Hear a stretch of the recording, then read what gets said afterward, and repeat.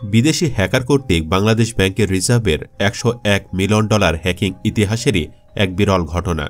এতদিন হাসিনা সরকার এটি হ্যাকিং বলে আসলেও দুদকের তদন্তে বেরিয়ে এসেছে রিজার্ভ চুরির এই ঘটনা ছিল পুরোটাই পরিকল্পিত। তৎকালীন গভর্নর আতিউর এতে সরাসরি জড়িত ছিলেন। তিনি হ্যাকারদের সাথে চুক্তি করেছিলেন। এই পুরো অপারেশনে আতিউরকে সাহায্য করেছিল ভারত।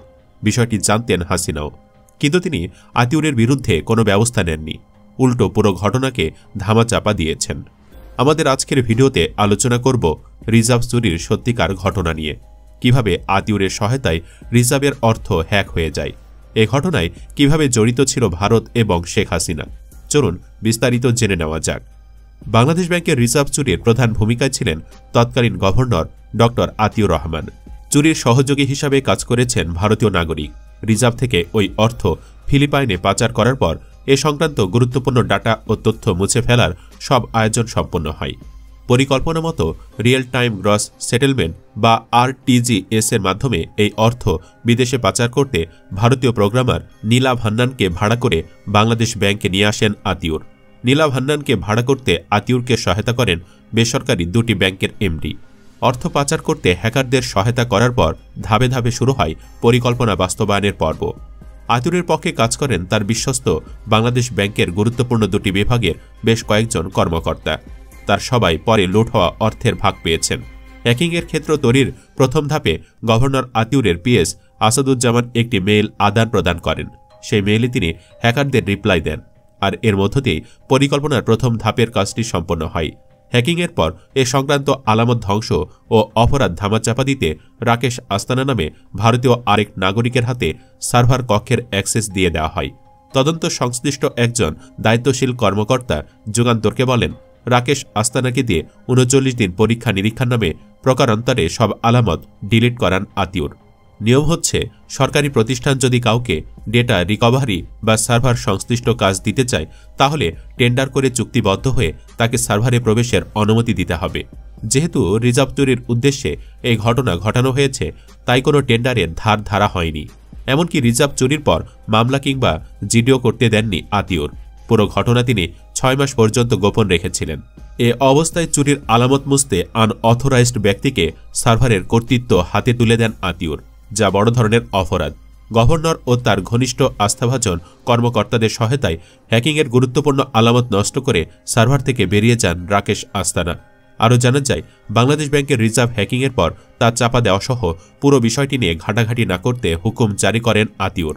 অপরাধে জড়িতদের শনাক্ত করার ক্ষেত্রেও বড় ধরনের প্রতিবন্ধকতা সৃষ্টি করেন তিনি।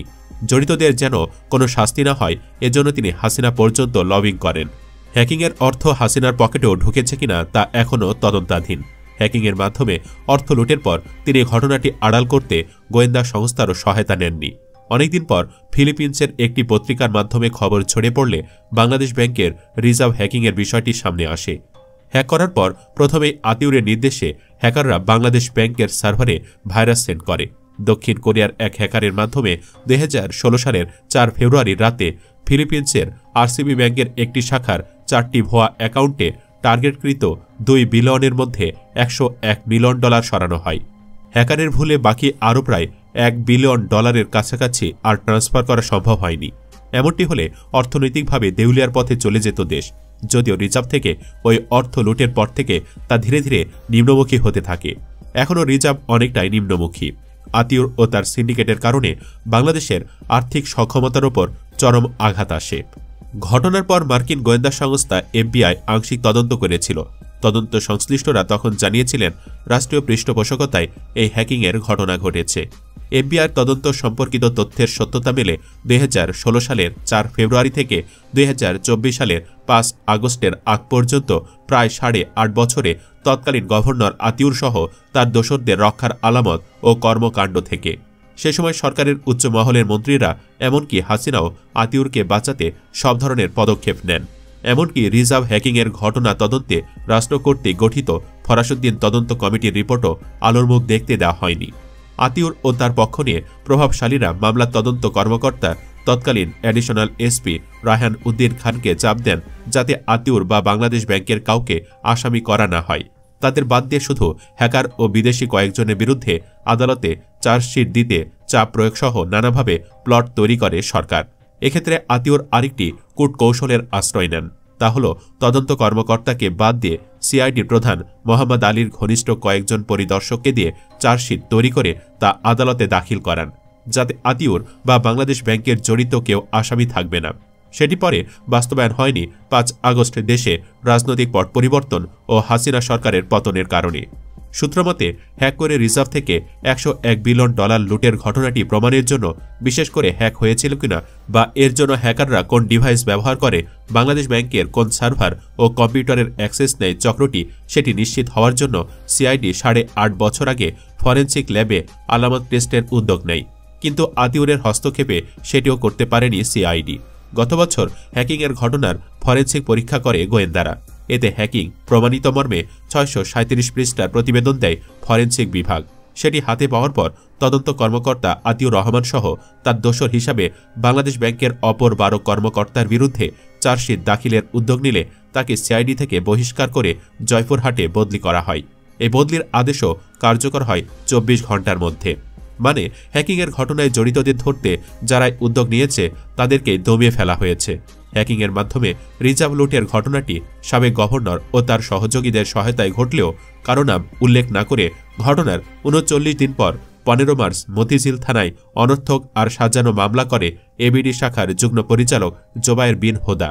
ফৌজদারি দণ্ডবিধির চুরির অপরাধ ধারাসহ 2012 সালের মানি লন্ডারিং আইনে 4 ধারা এবং 2006 সালের আইসিটি আইনের 54 ধারায় মামলাটি করা হয়, যা ছিল হ্যাকিং ও রিজার্ভ লুটের ঘটনায় বড় ধরনের ঘাটতি।